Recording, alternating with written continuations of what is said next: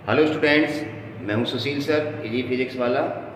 और are ray optics का एक नया वीडियो लेक्चर जिसमें हम पढ़ेंगे रिफ्रैक्शन थ्रू ग्लास स्लैब। इसमें हम लेटरल शिफ्ट भी निकालेंगे और इमेज शिफ्ट भी निकालेंगे, ठीक है ना। तो बहुत ही इंपॉर्टेंट टॉपिक है, छोटा सा टॉपिक है, रिफ्रैक्शन थ्रू ग्लास स्लैब। तो चलिए पहले रिफ्रैक्शन थ्रू ग्लास स्लैब में हम लेटरल शिफ्ट की बात करेंगे, फिर हम कोई ऑब्जेक्ट होगा उसकी इमेज कहाँ पर शिफ्ट होगी वो पढ़ेंगे, फिर हम ग्लास स्लैब को हम पॉलिश करेंगे, तब क्या होगा। काफ़ी अच्छी अच्छी चीज़ें पढ़ेंगे, छोटी छोटी चीज़ें। तो चलिए कॉपी पेन लीजिए, शुरू हो जाइए। Refraction through glass slab, refraction through glass slab, refraction through glass slab. बहुत ही बेसिक टॉपिक है, रिफ्रैक्शन आपको आता है तो रिफ्रैक्शन थ्रू ग्लास स्लैब में भी कुछ भी नया कॉन्सेप्ट नहीं है। तो चलिए कंसीडर कर लो ग्लास स्लैब।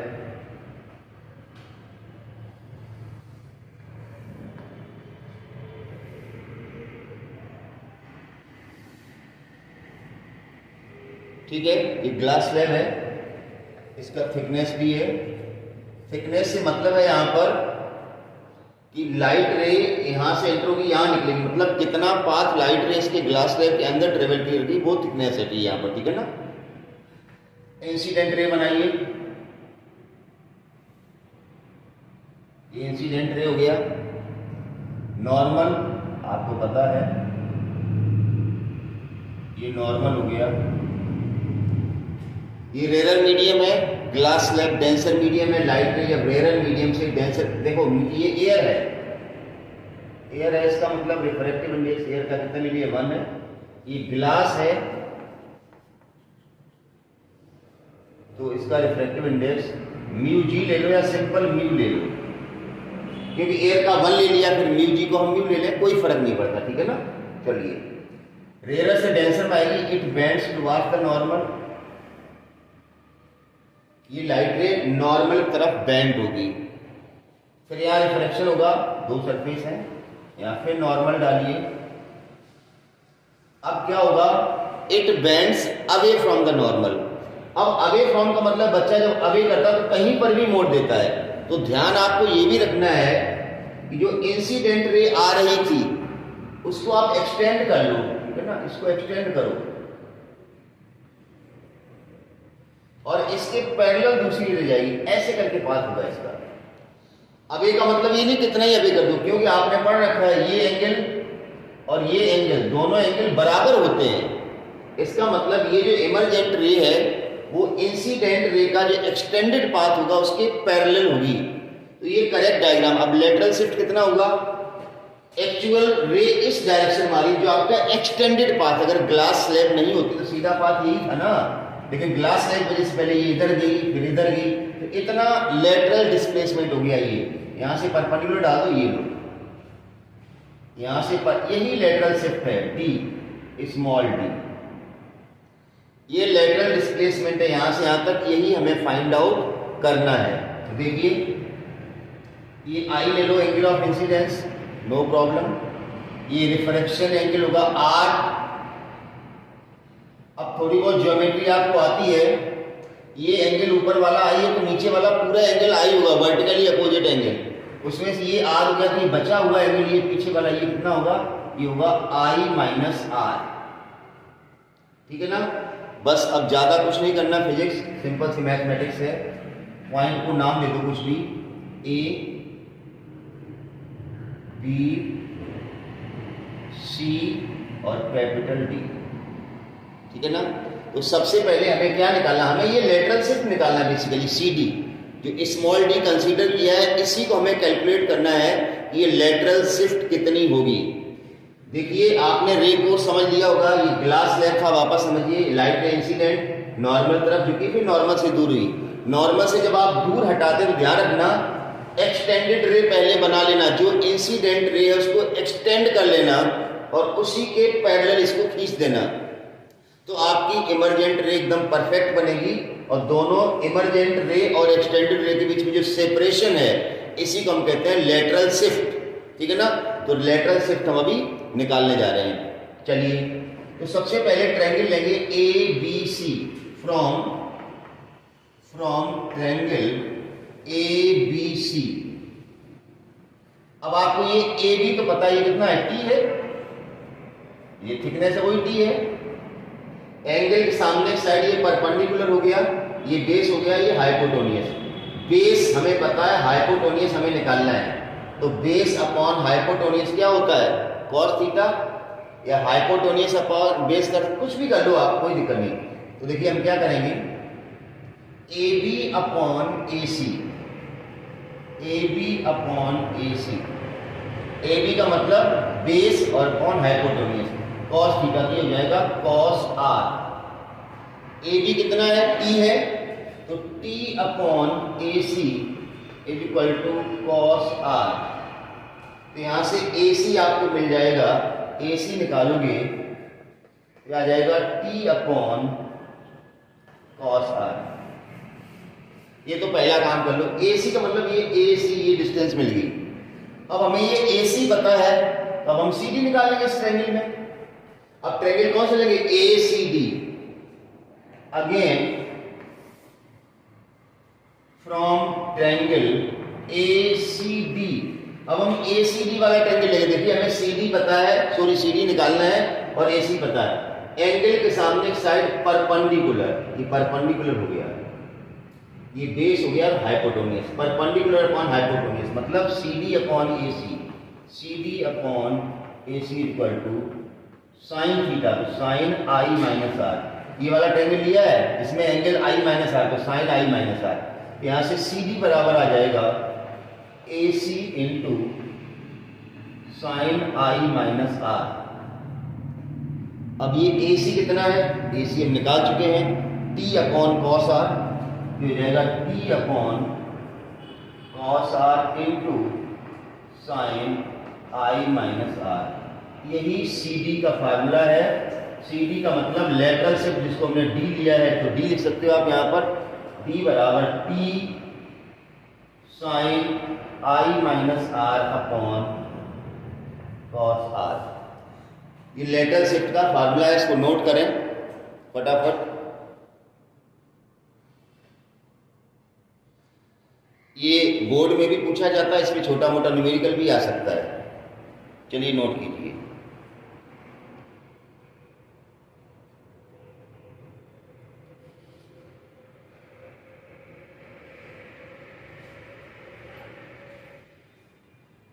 हटा दें। अब जो मेन चीज हमें यहां पर पढ़नी है वो है shifting, shifting of image of object. कहाँ बनेगी, कितनी शिफ्ट होगी, हटा दें इसको।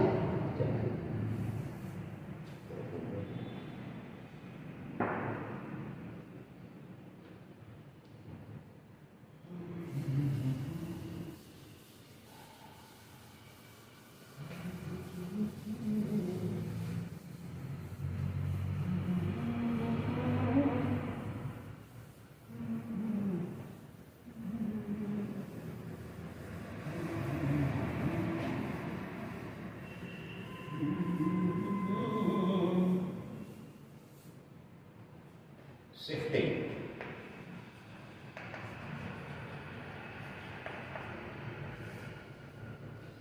बहुत आसान है, शिफ्टिंग सीखना, ठीक है ना।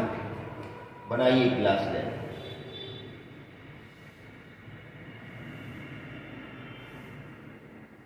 एक ऑब्जेक्ट ले लें आप, ये ऑब्जेक्ट है, इमेज फॉर्मेशन आपको आता होगा, रे इंसिडेंट कराएं, नॉर्मल डालो यहां पर।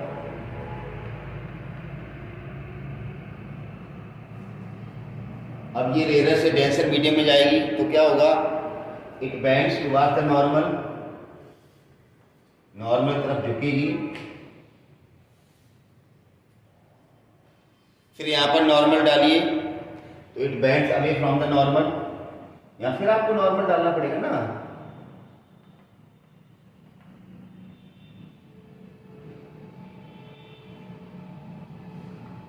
अब जैसे नॉर्मल से ये दूर हटेगी, नॉर्मल से हल्की से दूर हटेगी, ऐसे करके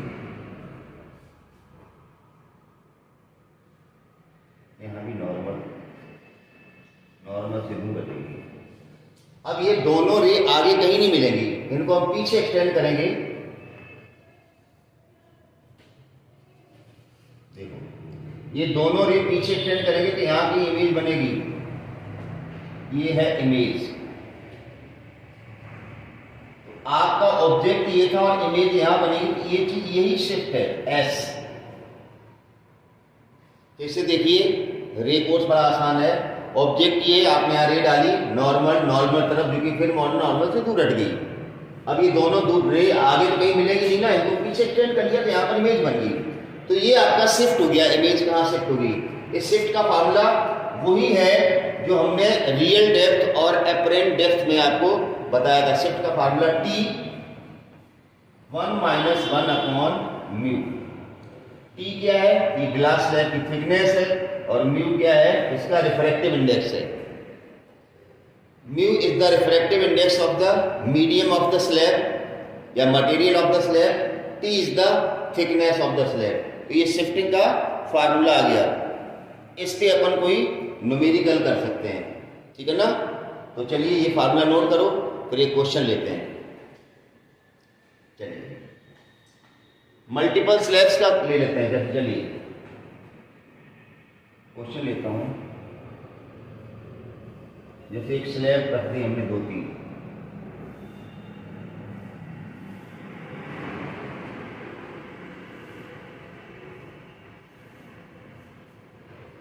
यहां कहीं ऑब्जेक्ट है, यहां कहीं ऑब्जेक्ट रखा है, और ये मान लो ये डिस्टेंस है 40 सेंटीमीटर। कितनी है? 40 सेंटीमीटर। बहुत सारी स्लैब्स रखी हैं, इनकी थिकनेस भी कुछ हो सकती है, इनके रिफ्रैक्टिव इंडेक्स भी, इनके बीच की डिस्टेंस भी कुछ हो सकती है। मान लो ये 10 सेंटीमीटर है, ये भी कुछ ले लो 15 सेंटीमीटर। इनके रिफ्रैक्टिव इंडेक्स कुछ भी ले लो, म्यू बराबर 1.5 to 1.5, कुछ भी रिफ्रैक्टिव इंडेक्स ले लो इनका, ठीक है ना? हाँ, इनकी थिकनेस जरूर आपको सही से लेनी है, थिकनेस पे ही डिपेंड करता है। थिकनेस ले लो 30 सेंटीमीटर, 20 सेंटीमीटर, कुछ भी ले लो, 15 सेंटीमीटर। और क्या चाहिए होगा? नथिंग। अब हमें निकालना है कि टोटल शिफ्ट कितना होगा। क्या निकालना है? टोटल शिफ्ट कितना होगा। तो 2-3 चीजें ध्यान रखनी है। ये एयर है, ये भी एयर है। आपको क्या ध्यान रखना है? 3 शिफ्ट होंगे यहाँ पर, 3 स्लैब है ना, S1, S2 और S3, 3 तरह का शिफ्ट होगा। तीनों को जोड़ेंगे तो टोटल शिफ्ट आएगा S बराबर S1 plus S2 plus S1 का मतलब shift from one slab, S2 का मतलब शिफ्ट फ्रॉम सेकेंड स्लैब, और S3 का मतलब है शिफ्ट फ्रॉम थर्ड स्लैब। देखिए 2 चीजें हैं। तो शिफ्टिंग देखो किस पे डिपेंड कर रही है। यहाँ देखो shifting depends on the thickness of the glass slab, और म्यू का मतलब है refractive index of the material of the slab. Shifting is, ध्यान से सुनिए जो मैं कह रहा हूं, shifting is independent on the distance between the slabs. Slabs के बीच की डिस्टेंस पे शिफ्टिंग डिपेंड नहीं करती है। Shifting is independent on the medium between the slabs. देखो shifting is independent on distance between slabs, पहली बात। और दूसरा independent on medium between slabs. Slabs के बीच में क्या मीडियम है इस पे डिपेंड नहीं करेगी शिफ्टिंग। हाँ, यहां ये वाला मीडियम और ये वाला मीडियम इसमें डिपेंड करेगी, क्योंकि हम यहां से ऑब्जर्व कर रहे हैं। ऑब्जर्वर यहां है, तो ऑब्जेक्ट किधर रखा है और हम ऑब्जर्व किधर कर रहे हैं उस पर डिपेंड करेगा स्लैब्स के बीच में मीडियम क्या है, इस पे शिफ्टिंग डिपेंड नहीं करेगी। तो चलिए S1, S2 और S3 तीनों निकाल लो और टोटल कर दो, तो मैं टोटल शिफ्टिंग मिल जाएगी। मेरे ख्याल से इस डायग्राम की अब जरूरत नहीं है। ये डायग्राम में हमने रे बताया था, रे कोर्स बताया था कि शिफ्ट आखिर होता क्या है।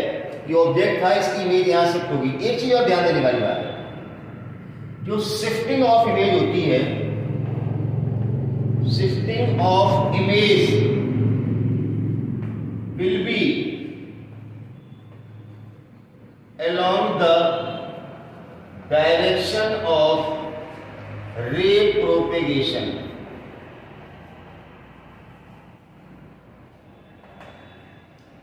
रे जिधर जा रही है इमेज उधर ही शिफ्ट होगी। जैसे रे इधर जा रही है, आगे जा रही है, इमेज भी आगे शिफ्ट होगी। दूसरी चीज, अगर ऑब्जेक्ट रियल है, ऑब्जेक्ट अगर रियल है तो इमेज वर्चुअल होगी। इमेज कैसी होगी? वर्चुअल। और ऑब्जेक्ट अगर वर्चुअल है, ऑब्जेक्ट कैसा है? वर्चुअल, तो इमेज कैसी होगी? रियल। ये सारी चीजें नोट करो। ऑब्जेक्ट अगर रियल है तो इमेज वर्चुअल होगी। देखिए यहाँ ऑब्जेक्ट रियल है, इमेज कैसी है? वर्चुअल। और ऑब्जेक्ट अगर वर्चुअल होगा तो इमेज रियल होगी। शिफ्टिंग किधर होगी? अलोंग द डायरेक्शन ऑफ रे। जिधर रे जा रही है उधर ही शिफ्टिंग होगी। शिफ्टिंग का फार्मूला आपका ये रहा। ये सारी चीजें नोट कर लो। शिफ्टिंग किस पे डिपेंड नहीं करती? मल्टीपल अगर स्लैब्स हैं तो स्लैब्स के बीच की डिस्टेंस पे डिपेंड नहीं करती है। स्लैब्स के बीच में मीडियम क्या है, इस पे शिफ्टिंग डिपेंड नहीं करती है। कि आई होप सारा नोट कर लो पूरा। हम इसको हटाए नहीं जा रहे हैं, ठीक है ना? हमें क्वेश्चन करना है। नोट कर लिया? चलिए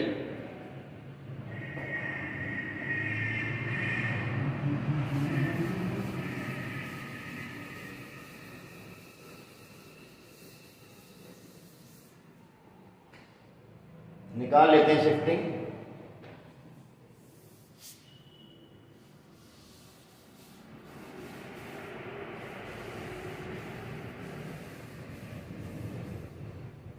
S1, S2 और S3 तीनों शिफ्ट निकालिए, तीनों जुड़ो। तो S1 का मतलब फर्स्ट स्लैब के द्वारा कितना शिफ्टिंग होगा। तो फार्मूला क्या था शिफ्टिंग का? T1 - 1 upon mu. T thickness कितना है? 30 सेंटीमीटर। 1 - 1 अपॉन म्यू कितना है? 1.5। कैलकुलेट करो कितना आएगा ये S1। 1.5 में से 1 गया 0.5 अपॉन 1.5, 30 इंटू 0.5 अपॉन ये 1/3, 10 सेंटीमीटर आ जाएगा। ये शिफ्टिंग S1 तो आई 10 सेंटीमीटर। ऐसे S2 निकालो। S2 के लिए T है 20 सेंटीमीटर। 1 - 1 अपॉन म्यू कितना? 2। ये आ जाएगा 10 सेंटीमीटर। 1 - 1/2 मतलब 1/2, 20/2। और S3 कितना आएगा शिफ्टिंग? T है 15 सेंटीमीटर। ये जाएगा 15। 1 - 1 अपॉन 1.5, ये जाएगा 1/3, 3 5 या 15, 5 सेंटीमीटर। तो शिफ्टिंग कितनी हुई आपकी? 10, 10, 5। तो टोटल शिफ्टिंग आ जाएगी 10 + 10 + 5 मतलब 25 सेंटीमीटर। अब देखो आप ध्यान से, यहाँ ये आपका ऑब्जेक्ट था 40 सेंटीमीटर रखा था। शिफ्टिंग कितना है? 25 सेंटीमीटर। मतलब इमेज यहाँ की बनेगी, यहाँ पर कहीं इमेज आएगी। ये 25 सेंटीमीटर आ गया शिफ्टिंग। देखो शिफ्टिंग पॉजिटिव है। पॉजिटिव का मतलब इमेज आपकी इधर ही शिफ्ट होगी। रे डायग्राम बनाओगे ना ऐसे करके, तो इमेज फाइनली यहाँ शिफ्ट होगी। अलोंग द मतलब जो मैंने यहाँ पर लिखा था ना कि shifting takes place along the direction of रे, रे की डायरेक्शन में ही शिफ्टिंग होती है। तो यहाँ पर ये जो न्यूमेरिकल किया इससे प्रूव भी हो गया कि शिफ्टिंग किधर होगी, अलोंग द डायरेक्शन ऑफ रे। इसमें एक चीज और आती है, उसको भी बता देते हैं हम, इसको नोट कीजिए कि अगर हम ग्लास स्लैब को के एक सरफेस को पॉलिश कर दें, मतलब एक सरफेस को हम मिरर टाइप का बना दें, तो क्या नज़ारा होगा। तो फिर हम शिफ्टिंग वगैरह कैसे निकालेंगे, इमेज कहाँ बनेगी, इस पे थोड़ी बात करते हैं। चलिए हटाएं इसको, चलिए हटा देते हैं। एकदम नई चीज, कुछ नहीं करना। जैसे ही हम पॉलिश करेंगे तो आपको सबसे पहले तो मिरर का कॉन्सेप्ट लगाना, प्लेन मिरर का। ग्लास स्लैब का सरफेस तो प्लेन ही होता है ना। अब उस पर अगर हम पॉलिश कर देंगे तो पॉलिश करने के बाद वो सरफेस कैसा दिखेगा, प्लेन मिरर की तरह से हमें दिखेगा। कैसा दिखेगा, प्लेन मिरर की तरह से। जैसे मान लो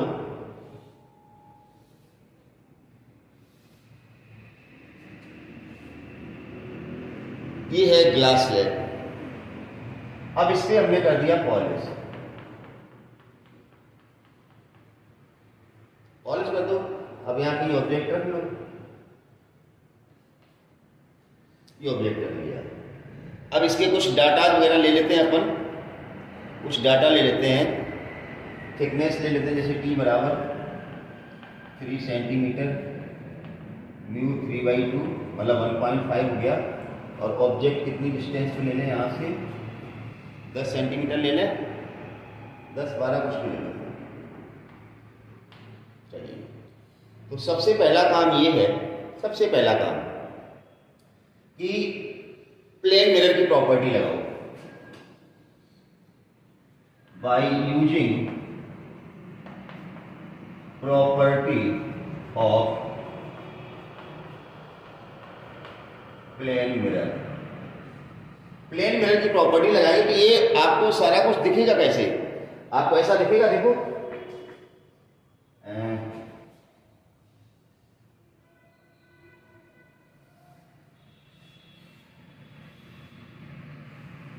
ये मिरर है,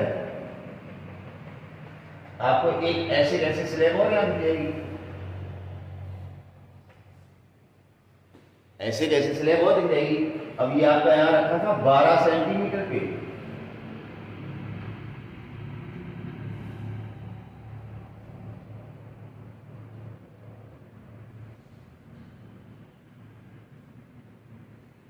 ये 12 सेंटीमीटर ऐसा कुछ दिखेगा। ये 3 सेंटीमीटर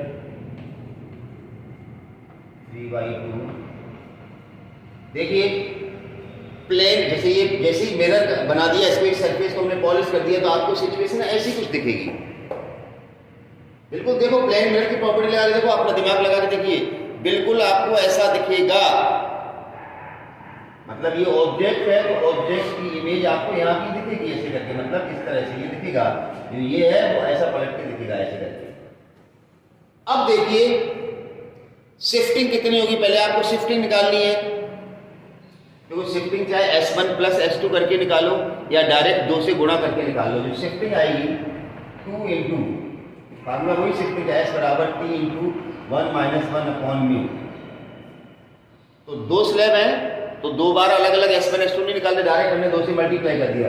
T थिकनेस कितनी है, 3 है, क्योंकि दोनों थिकनेस सेम है इसलिए हमने डायरेक्ट 2 से गुणा कर दिया। 1 - 1/μ, म्यू कितना है 1.5। 3/2 का मतलब 1.5 यार, कितना आएगा अब इसको देखो फटाफट। 1.5 में से 1.5, ये 1/3 थी, ये S आएगा 2। शिफ्टिंग जो है वो 2 सेंटीमीटर होगी, मतलब 2 सेंटीमीटर मतलब ये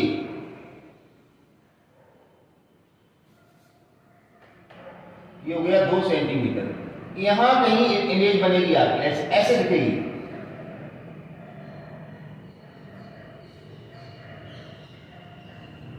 शिफ्टिंग 2 सेंटीमीटर है तो मतलब यहां से 2 सेंटीमीटर तक देख लो, हमने पॉलिश कर दिया ना, तो ये वाली चीज इधर दिख रही है। अब आपकी इमेज यहां बनेगी, देखो कितना कितनी दूर बनेगी इमेज, देखिए ये कितना बचेगा, 10 बचेगा, ये 10 सेंटीमीटर। तो अब आपका जो इमेज बनेगा वो पॉलिश सरफेस से 10 और 3 13, दैट इज इमेज